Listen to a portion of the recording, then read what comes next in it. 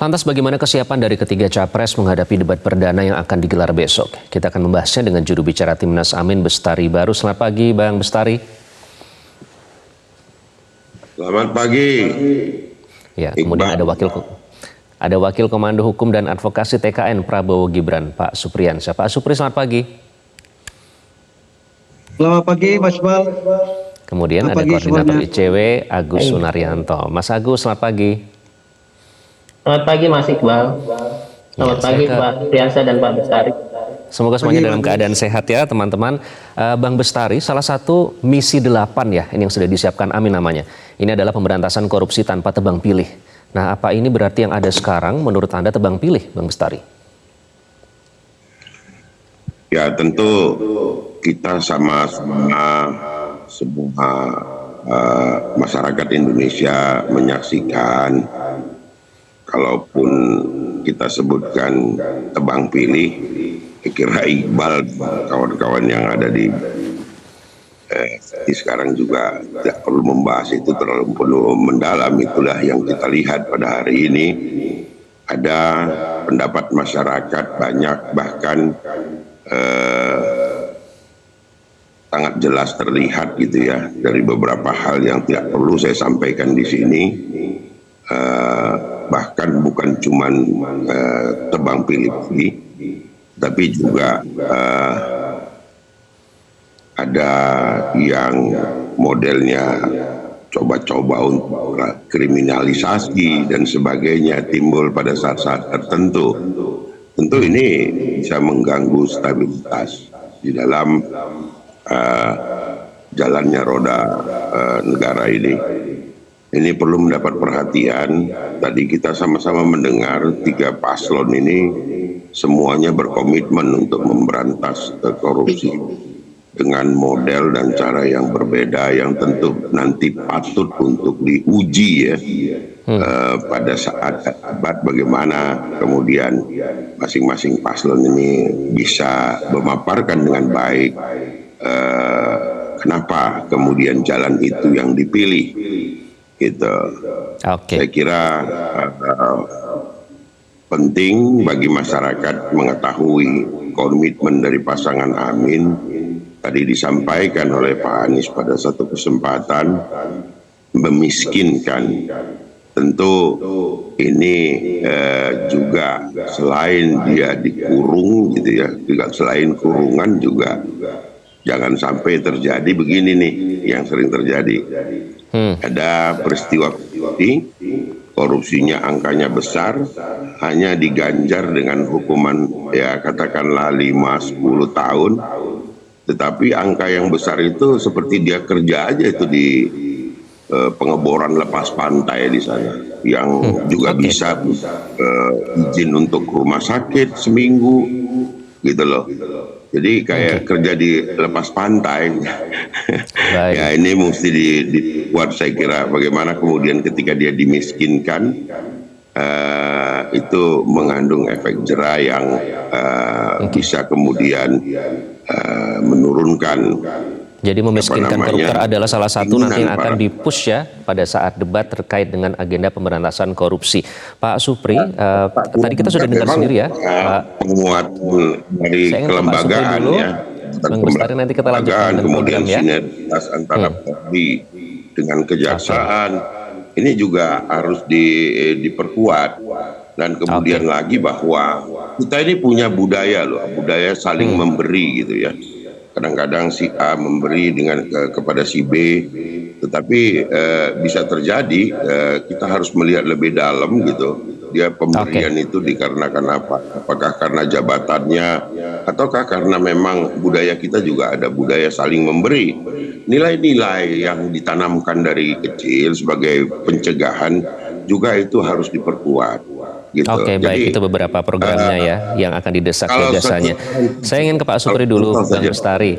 Mohon ditahan sebentar ya Pak Supri. Tadi kita sudah mendengarkan sedikit ya pada saat Pak Prabowo menyatakan bahwa ada komitmen memberantas korupsi. Di sisi lain, pemberantasan korupsi di era Pak Jokowi saat ini, karena tadi Pak Prabowo bilang kami adalah tim Jokowi. Ini banyak menjadi sorotan terkait dengan lembaga KPK yang kesannya seperti bahkan pemimpinnya saja terkait dengan kasus korupsi. Nah, apa nanti yang akan dipush oleh tim Prabowo Gibran?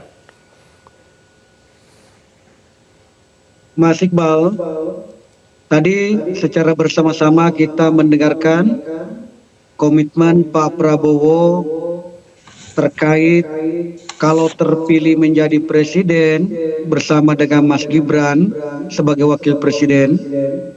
Komitmen beliau sangat jelas bahwa terkait dengan isu yang namanya korupsi yang merajalela, yang ada di semua segmen, maka beliau berkomitmen untuk memberantasnya. Bagaimana cara memberantas korupsi di Republik ini? Maka kita bisa melihat dari model-model korupsi yang ada. Kita melihat ada misalnya korupsi yang dilakukan terjadi di tingkat bawah yang nominalnya kira-kira kecil. Taruhlah kita mencontohkan terjadi di tingkat desa misalnya. Kenapa ada di desa terjadi korupsi? Pertama, setelah kita melihat, mempelajarinya, ternyata banyak juga kepala desa yang terpilih hanya karena memang tokoh di daerah itu, tetapi tidak dibarengi dengan ilmu kemampuan dia tentang keuangan. Sehingga apa yang disuguhkan oleh stafnya, maka itulah yang dilakukan. Sehingga dia terjebak pada satu sistem laporan keuangan. Meskipun juga kita tidak menutup mata bahwa ada juga mungkin kepala desa sudah memahami bahwa ini sudah salah tetapi tetap dilanjutkan. Tetapi saya berbicara bahwa ini fakta yang terjadi di lapangan. Olehnya itu caranya menghadapi tingkat bawah ini, maka kita harus meminta ada pendampingan, ada regulasi yang harus diperbaiki, ada pendampingan dari kejaksaan misalnya, kepolisian untuk melakukan pencegahan dengan bentuk memberikan ilmunya kepada mereka cara bahwa dia tidak bisa melakukan cara ini karena ini bisa melanggar.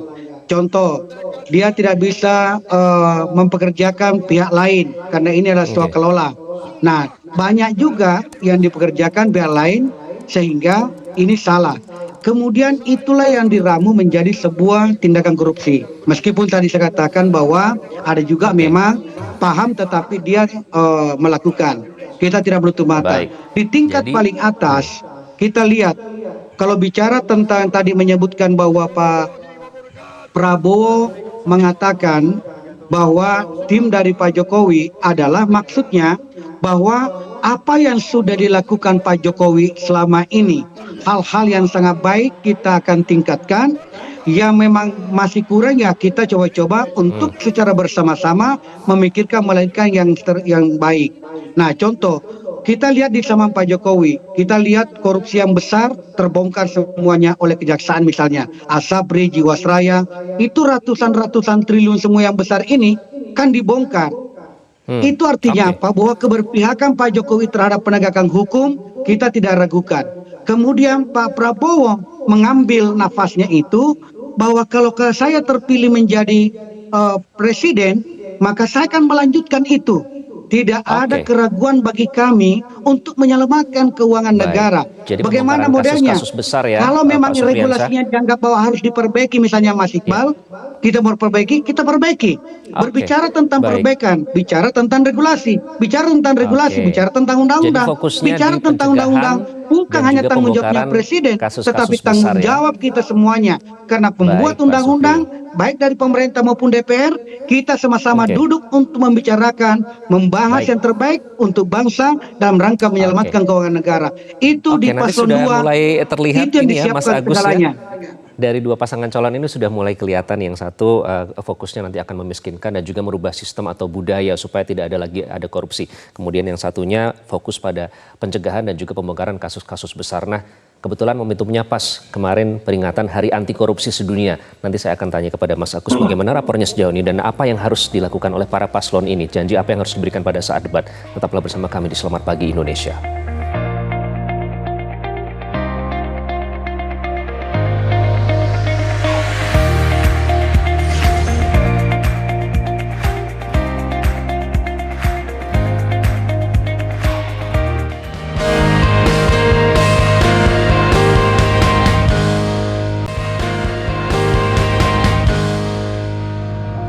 Anda kembali di Selamat Pagi Indonesia, pemirsa masih membahas jelang debat besok. Nanti salah satu topik yang menjadi hangat dan panas dibicarakan terkait dengan pemberantasan korupsi. Tadi kita sudah mendengarkan dari Bang Bestari dan juga Pak Supri, sudah terlihat nih fokusnya akan kemana dalam pemberantasan korupsi sendiri. Mas Agus, kebetulan momennya Hari Anti Korupsi kemarin, selamat Hari Anti Korupsi sedunia. Nah nanti kalau kita lihat nih dari yang akan diangkat besok, meskipun ini kan cuma 2 jam, tapi 7 tema. Apakah kita bisa berharap besok ini akan bisa fokus dalam pemberantasan korupsi sendiri kalau pembagian durasinya sendiri?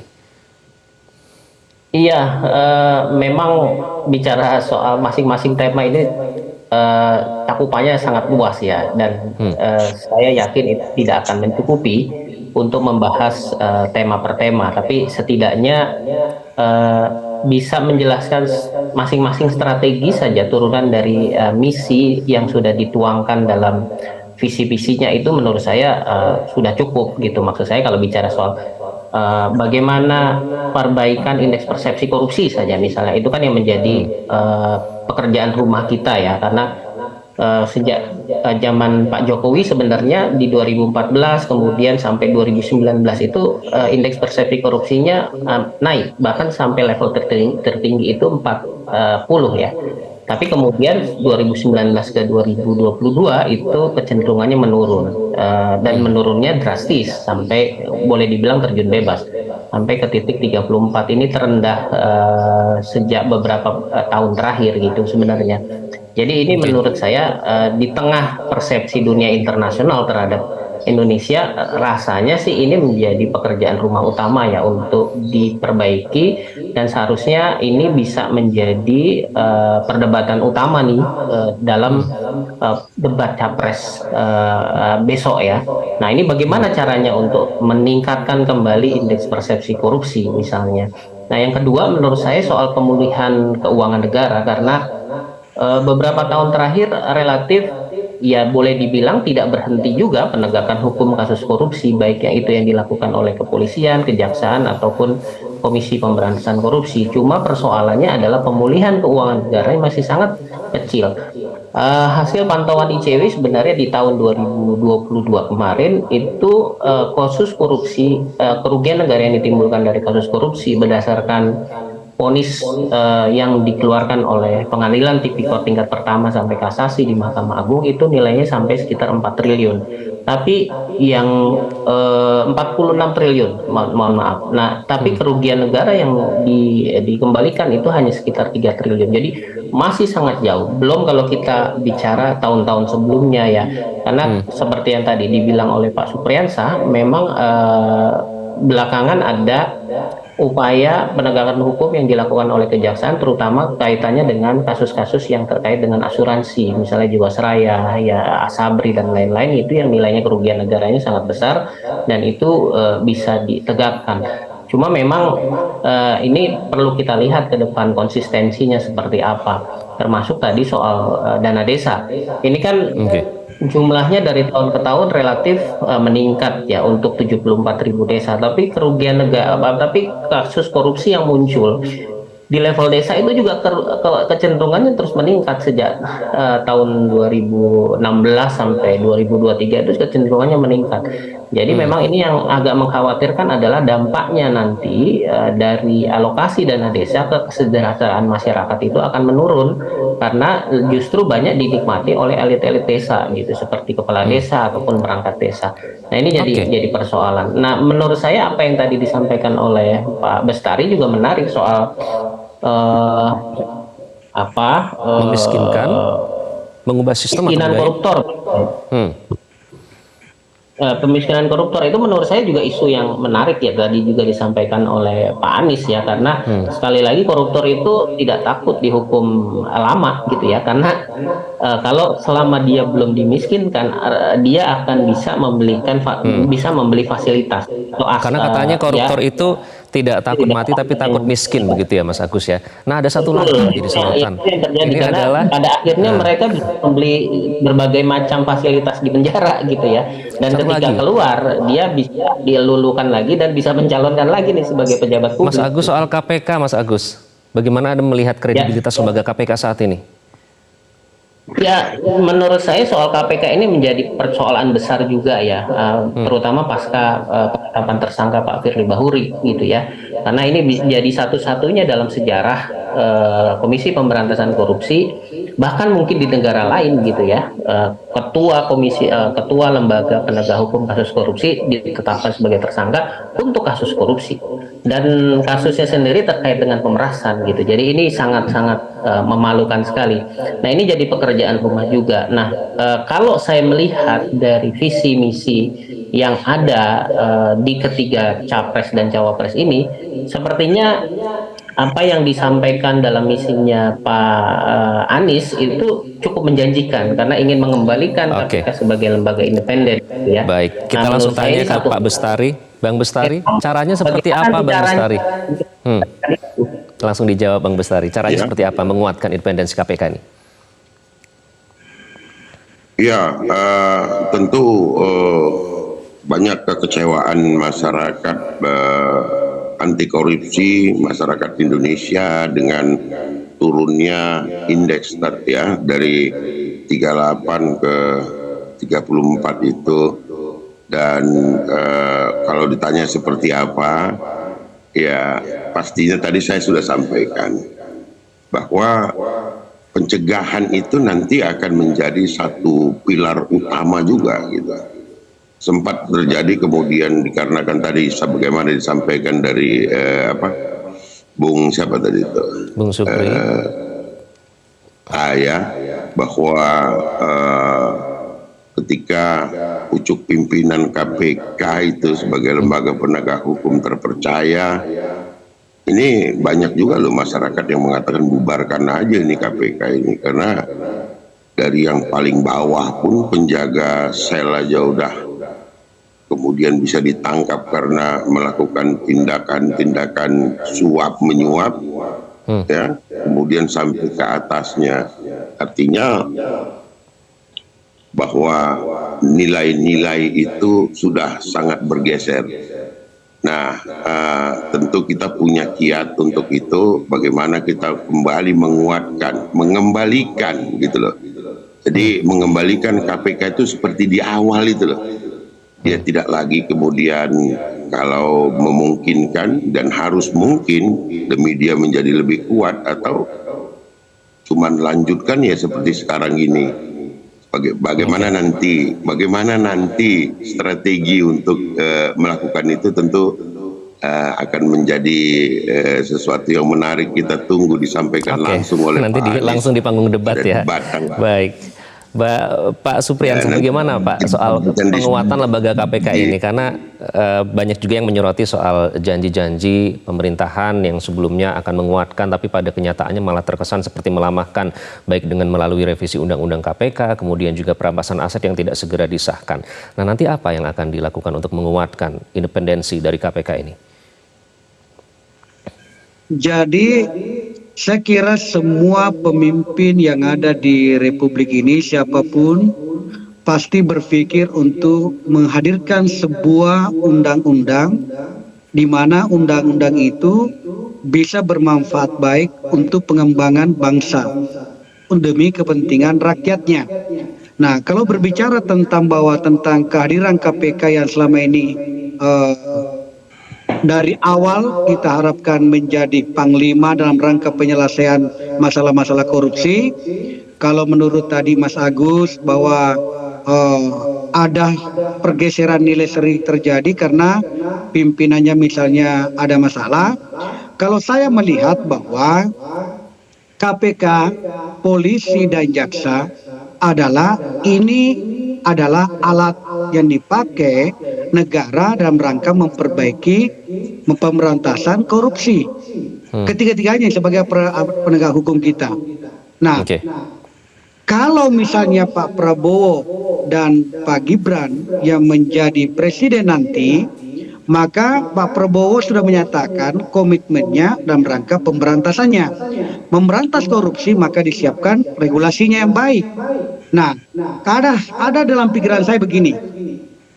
Memberantas korupsi ini kemarin-kemarin kita lakukan.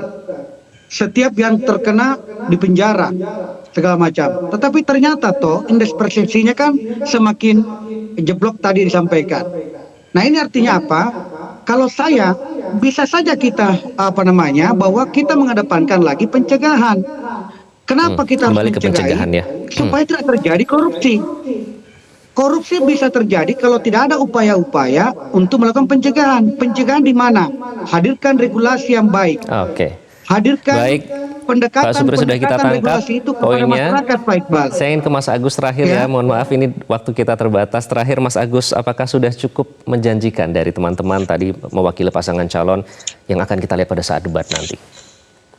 Ya, secara normatif sih sebenarnya apa yang tertulis cukup menjanjikan semua ya. Cuma lagi-lagi kan misi ini masih tataran global. Yang paling penting adalah bagaimana menurunkan itu menjadi operasional. Nah, ini yang harus kita tunggu nih. Bagaimana paparan strategi dan indikator-indikator kemajuan dari misi yang sudah dicanangkan tertulis dalam poin visi dan misi masing-masing cawapres. Karena kalau tidak pada akhirnya ngawang-ngawang gitu ya, ngawang-ngawang dan masyarakat akan bingung nih bagaimana mengukur keberhasilan dari misi-misi yang tercantum. Kemudian yang kedua adalah bagaimana memastikan itu juga bisa berjalan. Karena sekali lagi isu soal penguatan KPK misalnya itu juga sudah diusung oleh Pak Jokowi di periode awal 2014 bahkan, tapi banyak kelompok anti korupsi misalnya yang justru kecewa karena pada akhirnya justru undang-undang KPK yang kita anggap sudah sangat kuat gitu kemudian direvisi menjadi Undang-Undang 19 2019 bahkan pegawai penyidik yang kita anggap punya integritas bahkan dieliminasi dengan tes wawasan kebangsaan. Nah ini menjadi persoalan menurut saya. Bagaimana nih tim-tim masing-masing cawapres melihat problem ini ke depan. Nah, nanti kita tunggu di cawapres perdebatan nanti. Jadi harus konkret ya, supaya tidak terkesan mengawang-awang. Terima kasih Bang Bestari, Pak Supri, Mas Agus sudah bergabung dengan Selamat Pagi Indonesia. Tentunya kita harapkan ini kita kawal bersama pemberantasan korupsi di Indonesia supaya kejahatan luar biasa ini selalu tidak bisa mendapatkan tempat lagi di Indonesia karena itu akan mempengaruhi pembangunan yang terjadi di Indonesia. Sekali lagi terima kasih teman-teman sudah bergabung di Selamat Pagi Indonesia.